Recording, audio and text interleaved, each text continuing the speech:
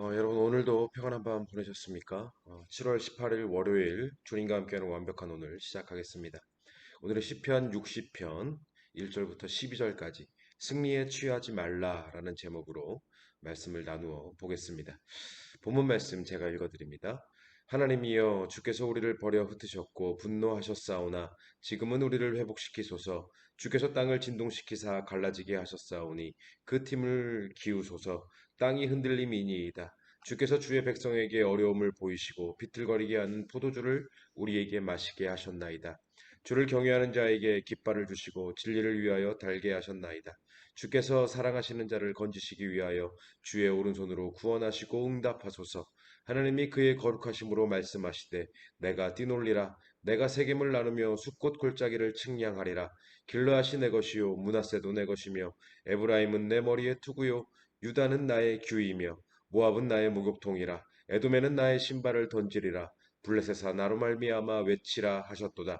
누가 나를 이끌어 견고한 성에 들이며 누가 나를 에돔에 인도할까? 하나님이여 주께서 우리를 버리지 아니하셨나이까? 하나님이여 주께서 우리 군대와 함께 나아가지 아니하시나이다.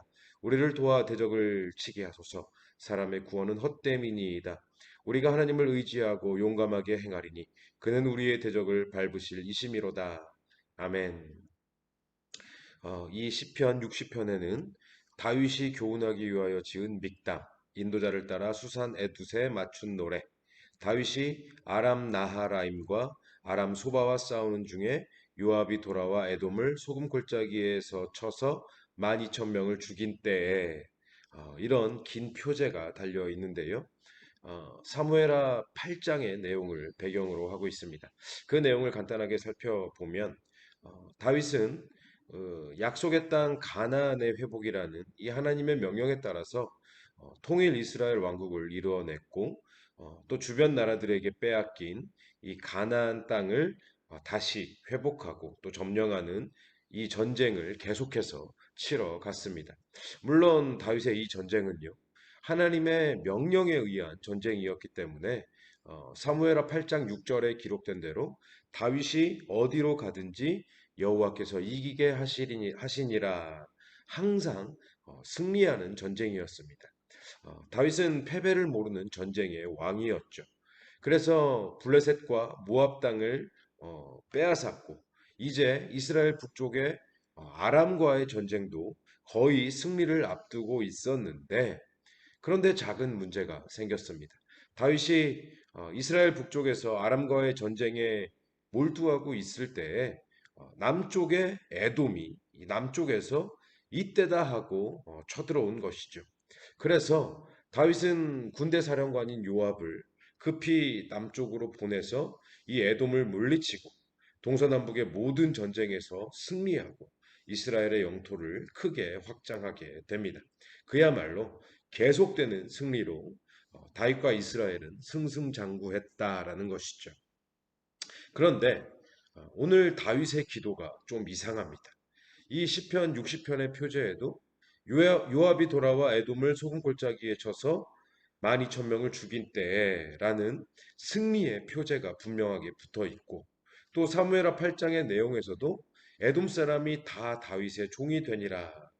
에돔이 남쪽에서 갑작스럽게 쳐들어왔기 때문에 일시적으로는 뭐 당황을 할 수 있었겠지만 이 에돔과의 전쟁 역시 결국에는 대승리였다라고 그렇게 성경에 기록이 되어 있거든요. 그런데 본문에서 다윗은 마치 패배자처럼 두려워 떨며 하나님께 부르짖고 있습니다. 하나님이여, 주께서 우리를 버려 흩으셨고 분노하셨사오나 지금은 우리를 회복시키소서. 주께서 땅을 진동시키사 갈라지게 하셨사오니 그 틈을 기우소서. 땅이 흔들림이니이다. 주께서 사랑하시는 자를 건지시기 위하여 주의 오른손으로 구원하시고 응답하소서. 여러분 이건 누가 봐도 승리자의 노래라고 할 수가 없지 않겠습니까? 그러면 다윗은 왜 지금 이렇게 두려워 떨며 패배자처럼 노래하고 있을까요? 제가 이것저것 자료들을 찾아보니까요. 성경학자들의 공통적인 해석은 다윗이 모든 전쟁에서 승리한 것은 사실이지만 이 에돔이 남쪽에서 쳐들어왔을 때 이 남쪽에서의 작은 전투에서의 패배가 있었고 다윗은 이 전투에서의 패배로 인해 일시적으로 큰 위기감과 두려움을 느꼈다는 것입니다. 다시 말해서 늘 승리에만 익숙했던 다윗이었기 때문에 비록 작은 전투의 패배였지만 다윗은 그로 인해서 굉장히 큰 충격을 받았다는 것입니다. 그 충격이 얼마나 컸던지 당장 망할 것처럼 하나님께 다윗은 기도하고 있는 것이죠. 이스라엘이 에돔에게 완전히 멸망하기라도 할 듯이 하나님의 구원을 부르짖고 있는 것입니다. 그러면 여러분, 아, 다윗이 지금 굉장히 오바를 하고 있는 것일까요? 이제껏 모든 전쟁에서 승리하게 하신 하나님이신데 그 많은 승리들을 경험했음에도 불구하고 에돔에게 질까봐 두려워 떨었던 것이 다윗의 믿음이 부족해서였을까요? 저는 그렇게 생각하지 않습니다. 저는 다윗의 이러한 모습이 오히려 진짜 믿음이고 우리가 배워야 할 위대한 영성이라고 생각을 합니다. 다윗은 이제껏 자신의 모든 승리가 하나님께 있음을 굳게 믿었습니다. 다윗이 어디로 가든지 여호와께서 이기게 하시니라. 그리고 지금 겪고 있는 이 에돔으로 인한 작은 패배 또한 주께서 우리를 버려 흩으셨고 분노하셨사오나 지금은 우리를 회복시키소서. 이 작은 패배 또한 하나님께 있다는 것을 다윗은 확신한 것입니다. 그래서 작은 패배 하나에도 극도로 민감하게 반응하며 하나님 앞에 두려워 떨며 부르짖고 있는 것이죠. 성공과 승리에 익숙한 사람들은요, 작은 실패 정도는 별로 대수롭게 여기지 않습니다. 아니, 자기가 실패한 줄도 모르는 경우가 많이 있습니다. 성공과 승리에 취해 있기 때문에 그렇죠. 그런데 진짜 위기는요, 큰 성공 속에 숨겨진 작은 실패에서 시작되는 경우가 얼마나 많이 있는지 모릅니다. 큰 성공 속에 숨겨진 작은 실패에서 진짜 위기가 시작된다. 영적으로도 마찬가지입니다. 영적으로 승승장구하던 사람이 작은 실패 하나 때문에 망하게 되는 경우가 얼마나 많이 있는지요. 이름만 들어도 다 아는 유명한 목사님들이 정말 작고 사소한 부분에서 실수하고 실패해서 세상의 지탄과 손가락질을 받는 경우를 우리는 참 많이 봐오지 않았습니까? 수천 명, 수만 명이 모이는 그런 대형교회 목사라면 누가 봐도 크게 성공한 목사라고 할 수 있겠죠. 그런데 그분들이 넘어지는 것을 보면요. 자식에게 교회를 세습하는 문제, 돈 문제, 여자 문제, 이제껏 본인들이 이루었던 큰 성공에 비하면 너무 작고 사소한 문제들 하나 때문에 그렇게 되는 거 아닙니까? 그런데 문제는 뭐예요? 그분들이 그게 문제라는 걸 알아요? 몰라요? 그게 실패라는 걸 알아요? 몰라요? 몰라요. 그게 실패고, 그게 잘못이고, 그게 죄라는 것을 몰라요. 그래서 망하게 되는 거라니까요. 그런데 목사들만 그렇습니까? 장관 후보자들이 청문회 때 공격받고 또 사퇴하는 걸 보면요. 대단히 큰 잘못 때문이 아니잖아요.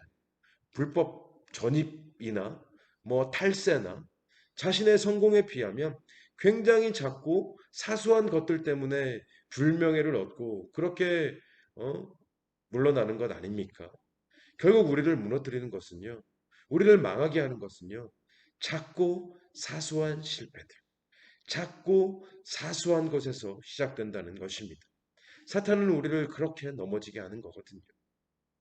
그래서 여러분, 작은 패배와 작고 사소한 실패 하나에도 극도로 민감하게 반응했던 이 다윗의 영성이 우리에게도 필요하다고 생각을 합니다.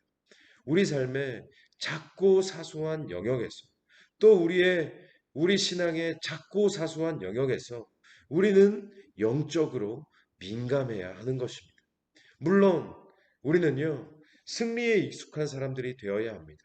사탄과의 영적인 전쟁에서 우리 대장 예수 그리스도의 힘과 능력으로 싸우는 우리가 패배에 익숙한 자들이 되어서는 안 되겠죠. 다윗이 하나님의 힘으로 모든 전쟁에서 승리했듯이 우리도 승리에 익숙한 사람들이 되어야 합니다. 늘 이겨야 합니다. 하지만 승리에 취해서는 결코 안 됩니다. 승리에 취해서 패배를 패배로 인식하지 못하고 실패를 실패로 인식하지 못하는 자들이 되어서는 결코 안 됩니다.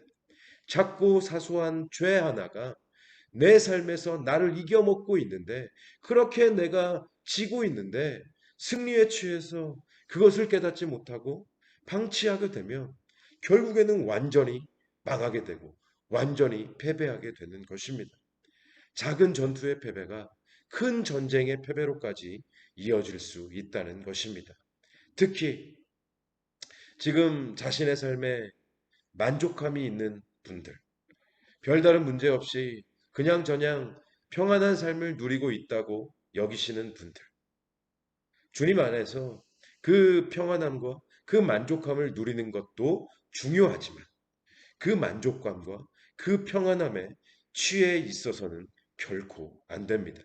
늘 자신을 돌아보면서 자신이 언제든지 넘어질 수 있고 언제든지 패배할 수 있고 언제든지 실패할 수 있다는 사실을 기억하셔야 합니다.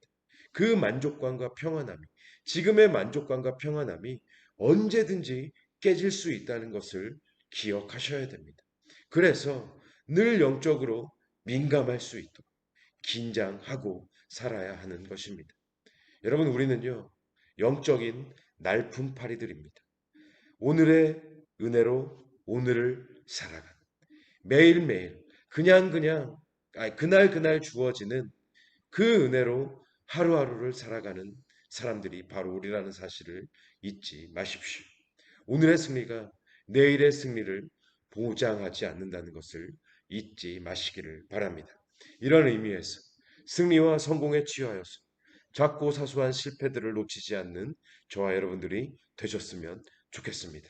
작고 사소한 실패와 패배에도 민감하게 반응할 수 있는 그런 다윗과 같은 영성을 가지고 승리에 익숙하되 승리에 취하지는 않는 저와 여러분들이 되시기를 바랍니다. 그렇게 오늘도 자신을 돌아보면서 주님과 함께하는 완벽한 오늘이 되시기를 주님의 이름으로 간절히 축원합니다. 오늘의 기도 제목을 드립니다. 시간을 내셔서 꼭 5분 이상씩 기도하시기를 바랍니다.